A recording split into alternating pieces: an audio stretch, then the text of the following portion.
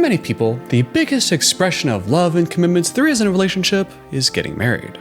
However, these people have clearly not met the subjects of today's video. A polyamorous married couple that wants to get divorced so that they can marry their girlfriend. And it turns out to be just as much of a train wreck as you'd expect. So let's get into it. My name is Matt. This is my lovely wife, Amani. And this is my amazing, sexy, charming, mysterious, amazing husband, Matt. Meet Matt and Amani, a totally normal married couple living in San Diego, California. The two of them have two beautiful girls together named Sarah and Lila. And Amani, who I'm sure I'm going to mess up and call Amani throughout this video, My lovely wife, Amani. refers to her daughter Sarah as very sweet, and her daughter Lila as sassy and loud, just like her. Loud, confident, sassy personality. She's just a mini me. Let's get that straight. And she's not wrong. Amani is a self-described boss babe. I'm a boss babe. And babe stands for boss ass bitch energy. But I guess she's a boss babe, so she's really a boss ass bitch energy? Or, okay, I guess she's a boss with boss ass bitch energy. Anyway, Amani is a very type A personality. She grew up in Indonesia, which she saw as a very male-dominated culture where she could really only either become a housewife or an elementary school teacher. And because she had higher career aspirations for herself, decided to move to America, start her whole life over, and become the boss-ass bitch she is, as she now works in tech sales, and judging by the size of their house in a city like San Diego, and maybe also considering all the surgeries she's gotten, seems like she's doing pretty well for herself. On the other hand, we have her husband Matt, a 36-year-old something. Honestly, throughout the first two episodes, we really don't learn anything about him. I don't know if he has a job right now or if he's just the primary caretaker of their two daughters. I don't know what kind of careers he's had previously. And frankly, the only thing we really learn about him in these two episodes is something that the two of them state multiple times. And that is, he's the supportive person in the relationship, while Amani is the go-getter, determined type A person. He's very selfless. Amani is a very strong person, a very supportive person. If there was a relationship where opposites attract, it would be me and Amani. So, according to them, they make a good combo. And while of course there's nothing wrong with being with someone that compliments you very well, the fact that we learn nothing about Matt as a person in these two episodes, no personality traits, no hobbies, no identifying characteristics at all, except for how he supports his wife, just makes me a little concerned, especially because this. There is one aspect about our life that is slightly less typical. We have a girlfriend. Her name is Ani, and she lives in Mexico. We're a throuple. That's right, this couple is actually a throuple. In case you're unaware, get with the times, Grandma. A throuple is a kind of romantic relationship with three people where each person is considered an equal partner in the relationship. The show introduces this concept to us by showing the two of them dressed up in some kind of kinky roleplay thing, where Amani's dressed as this sexy nurse and Matt, well, kind of looks like Matt is just wearing a normal shirt, while the two of them have a sexy video call with their girlfriend Annie in Mexico. Who's that? The patient has arrived. Oh, hello. Who is this one? Pretty interesting way to introduce this throuple concept to us, because while we're being shown this kinky, sexy time with the three of them, Matt and Amani are in a one-on-one saying this. There is a lot of stigma around the throuple. It's very sexualized. A lot of people assume it's just a hookup, but it's actually a long-term commitment, just like any other two-person relationship. So they're saying that we're stigmatized and this is real. It's not just sexual, guys. While the show shows us a scene where they're dressed up as sexy nurses and having virtual sex. So kind of mixed signals there. I don't know if the two of them would be very happy with that representation on the show. And then we learn about the origins of this throuple scenario. Amani tells us that she identifies as bisexual, but then goes on to say that she doesn't like labels and... Well, I don't like labels. It just means I love all type of humans. Which, I don't say this to nitpick, but just to inform in case maybe she isn't aware, that's actually the textbook definition of pansexual, the romantic or emotional attraction to people regardless of gender or sex. So maybe she feels better with that label. On the other hand, Matt tells us that although he likes the relationship now, when he first heard the idea, he felt a little insecure, wondering if there was maybe some need that Amani had that he wasn't able to give her. However, The more we talked about it, the more we opened up to the idea together. now that's interesting for a few reasons. The first is, Matt saying here that he was initially kind of against it and warmed up to it implies that this throuple idea was Amani's idea first. unless I missed it, this is the only place in the 2 episodes where they actually addressed who proposed it first. The fact that that wasn't mentioned anywhere else, it kind of feels like the show wants you to believe that the 2 of them came to this agreement at the same time, or that it was both of their ideas simultaneously, but from what he said here, it kind of sounds like this was Amani's idea, and that Matt may have learned to come around to it. Not that there's anything inherently wrong with that, but that brings us to the second interesting point, which is that relationship dynamic I pointed out earlier. Matt possibly being the more passive and supportive person who, between the 2 of them, would generally be more likely to go along with something to support his wife that he may not really want deep down. Now, I'm not saying that's what's happening with the 2 of them. I don't know if he's being coerced at all, but I am saying that regardless of gender, if it was the more supportive and passive partner that proposed it first, and it was the more type A person that's heard that proposal and went along with it, then I may be a little less concerned that someone may be being coerced into this, you know? Also, maybe this is a question for my West Coast homies, but at least in my experience, it tends to be the woman that initiates a throuple relationship, where it seems to tend to be the man who proposes a 3-person sexual experience. Have you noticed that too? Is that just me? Well, according to Google's stupid AI overview, because we know those are all true, it claims that men are more likely to propose a throuple than women. But if you look up which gender is more likely to be polyamorous, then you get women overwhelmingly lead the modern polyamory movement. I don't know, everything on the internet is a lie anyway. Anyway, Matt and Amani found themselves in a club in Mexico when they found a girl that caught their eye. They get along, they have some drinks, they invite this Annie person back to their hotel room, but it quickly became apparent that this wasn't just a hookup. Feelings started to develop really quick. The 3 of them continued to get to know each other. We see a montage of various pictures and videos of the 3 of them together. And of course, I could be reading way too far into this. This could be completely coincidence and not mean anything at all, but there is a pattern. Something I noticed is whenever there was a picture or video that has the 3 of them together, the vibe feels pretty chill. The 3 of us are together, we're hanging out at the club or at the beach or something, but the other half of the media only shows 2 members, and it never involves Matt. It's only ever Annie and Amani, and the nature of these pictures and videos is way more explicit. They're making out or being more passionate, sexual, and physical. Again, maybe I'm reading way too much into this, but the vibe I get after seeing all the photos and videos is that it feels a bit more like Amy is maybe Amani's girlfriend, and Matt is there and participates and supports and all that, and feels less like it's the 3 of them equally dating each other. To put in more visual terms, you could consider the standard throuple relationship as a triangle, 3 individual people with 3 equal connections. However, it could also be more of a V shape, where, for example, both Matt and Amy have their own relationship with Amani, without Matt and Amy necessarily having a relationship between the 2 of them. Personally, just reading the vibes of everyone involved, it seems to me like the 3 of them might have a half V-shape arrangement, where Matt and Amy might still have something going on and it is still the 3 of them, while simultaneously, Amani might have a stronger connection with Amy than Matt has with Amy. Now you might ask yourself why I'm being so pedantic and nitpicky about this, but I'm being like this for a very good reason. Because although I don't actually know anything about Matt and Amani and Any, this is just a TV show, who knows if this is even real, these minor differences in definitions and expectations can absolutely destroy people's relationships. Because in reality, there's a huge difference between you and your partner trying something new and sharing this experience together and thinking it'll all be equal, versus you not being as into it as you thought you'd be, while having to watch your partner develop a connection with someone else right in front of you.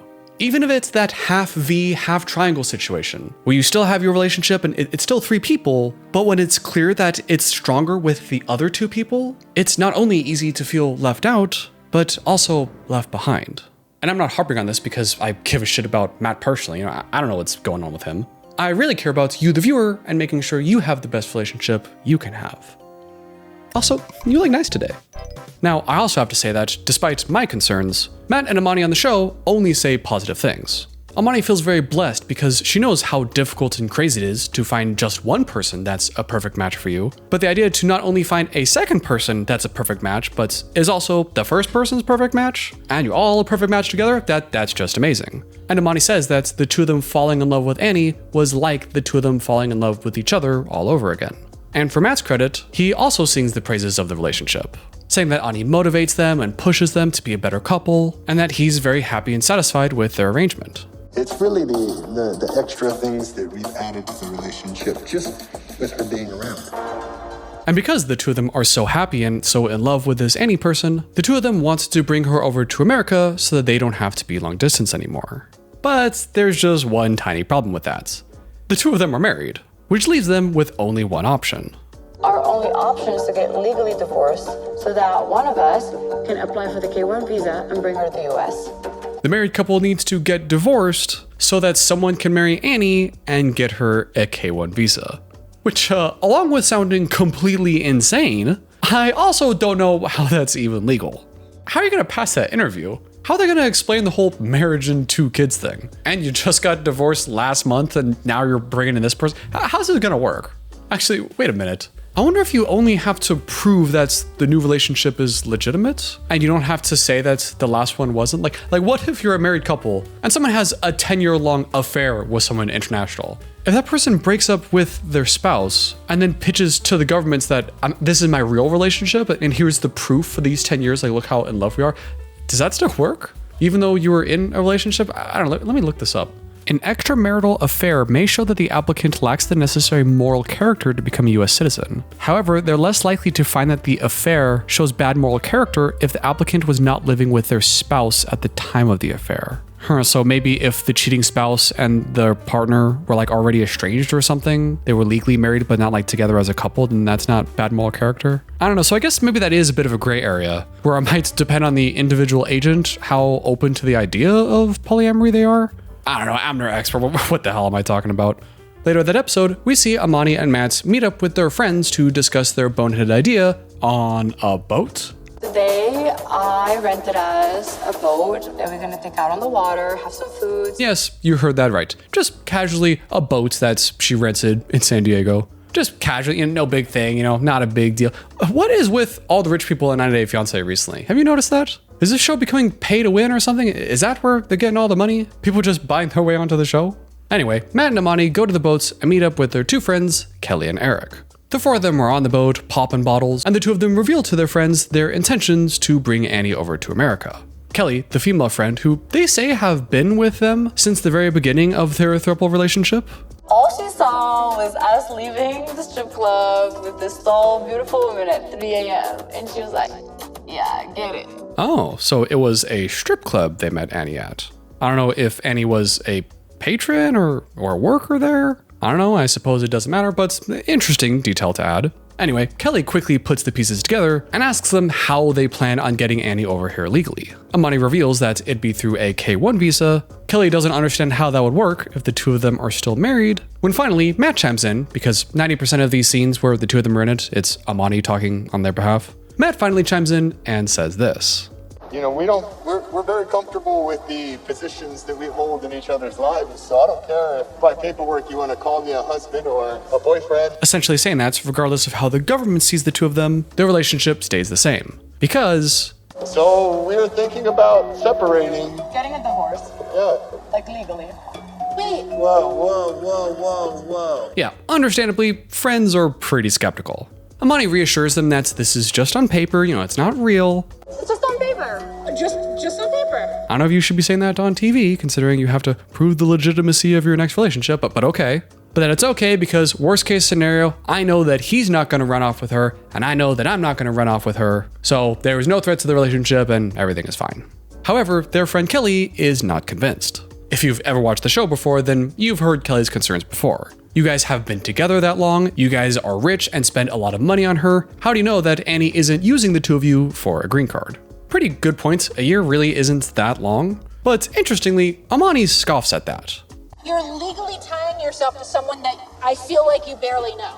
It's been a year. I was there when you met her. It's been a year. She says that as if she's expecting everyone to go, oh, yeah, it has been a year. Yeah, you're right.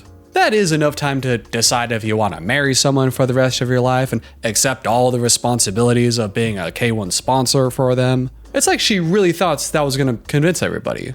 However, as the friend correctly points out, a year is not that long. Most of that time was long distance, and the time that you have spent together has been entirely honeymoon party mode. All very valid points, none of which Amani seems to heed.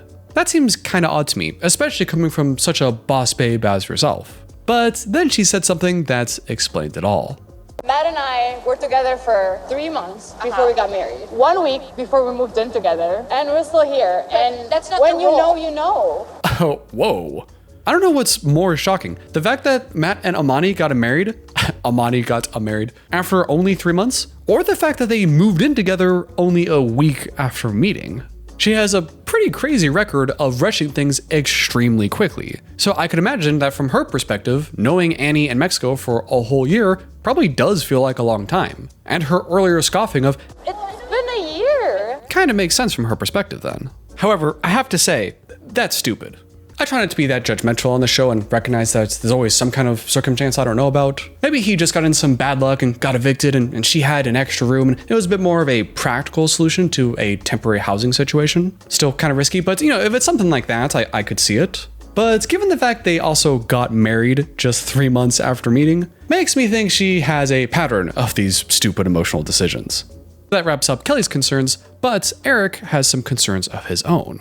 Eric reminds the couple that he's actually been in a throuple himself, and for a while, things worked pretty well. But over time, he was surprised by the little things that started to bother him, and eventually eroded the relationship. I learned that I became jealous because they started spending time together. They started laughing and having their internal jokes. Those little private moments, those are the things that got me. And that's when he realized that he actually wasn't as okay with it as he first thought, and ultimately got hurt. I really appreciate the friend sharing that perspective with them. And luckily, it seemed to have actually hit home with Matt and Amani. There's some truth in some of the facts that they bring up. It seems like Matt is willing to take that message home, but interestingly, I tend to be more jealous. I admit it. And being in a throuple, that's an uneven number. So somebody most likely is going to feel left out. what does it being an even number have to do with anything? Whether it's 2 people and you're 50-50 or it's 3 people at 33%, what difference does that make? Regardless, kind of surprising that the jealous person would be the one initiating the throuple situation, And the episode ends as they discuss how important this meeting is, if this whole thing has the right intentions, if everyone is ready for this next step, and what implications this may have for their marriage. Well, the marriage will be over, we know that one. Look, as I've said before, I don't think there's anything inherently wrong with a polyamorous relationship, especially if it works for you. I'm not poking fun at or demeaning the concept itself.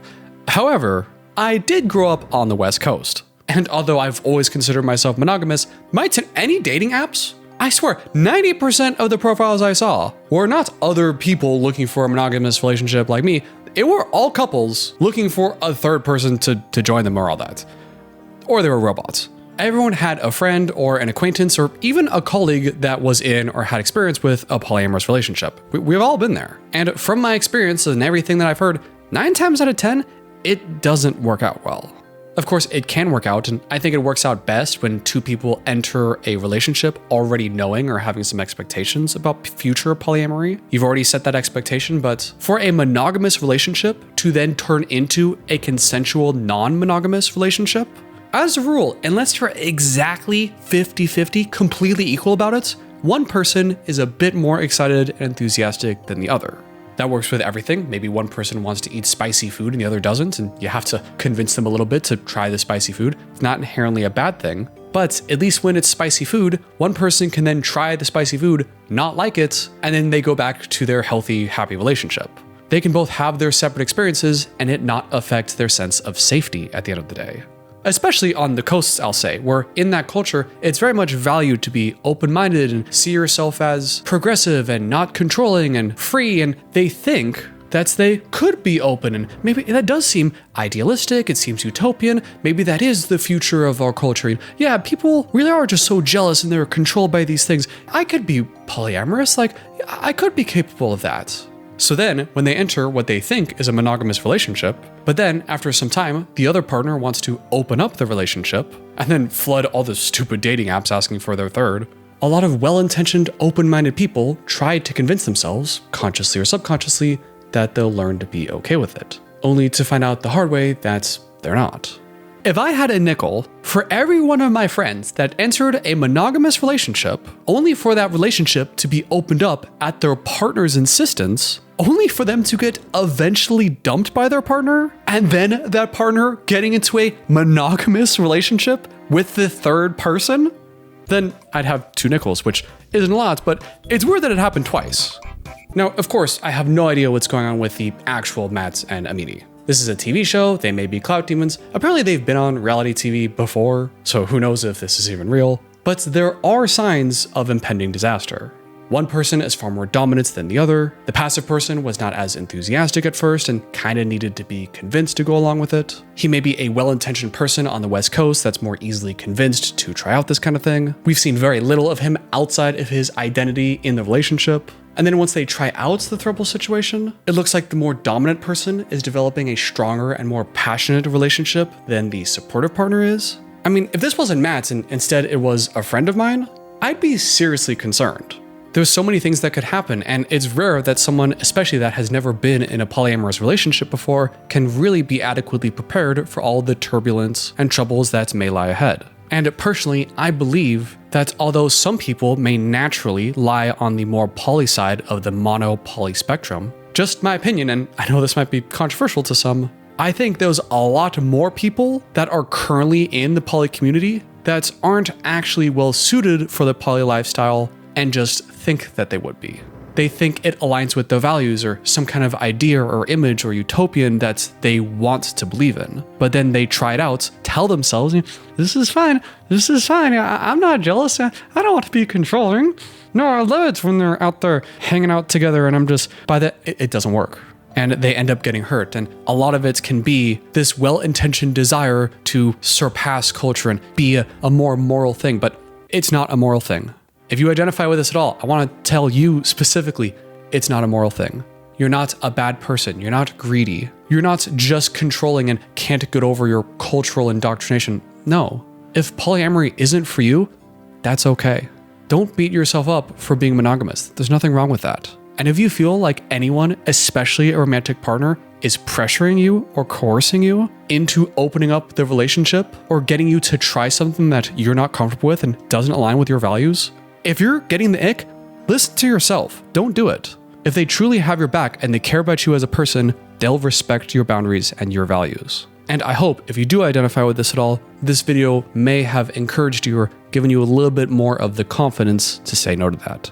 I also want to reiterate that my hostility and emotions around this topic is not about polyamory itself. I don't want to demonize the practice. It's fine for the people that works. I'm really only demonizing the people that disrespect and push boundaries and use polyamory as their particular grift to push people. And I don't want the takeaway to be that polyamory people are freaks or they're all in failed relationships and they're all deluding themselves. I think a lot of people are like that, but I don't think that's polyamory's fault. I think people are just trying their best and it's complicated and confusing. So with that, I hope I haven't offended everyone at this point. Clearly, if it's not obvious by now, even though I haven't had firsthand experience with this, I've seen a lot of people in my life get seriously hurt. So I am charged up about this for a reason, and I think that's clear. But I think I was still pretty level-headed and fair. So let me know what you thought about this couple and this topic in the comments down below. It's also great to be back after 3 weeks away. It's been a long time. I kind of forgot how to be on camera and do stuff. Great to see you all again. Thank you to all you channel members for helping support this channel, with an extra special thank you to my producers, Nancy Jones and Deal Chronister. And until next time, I'll see you later.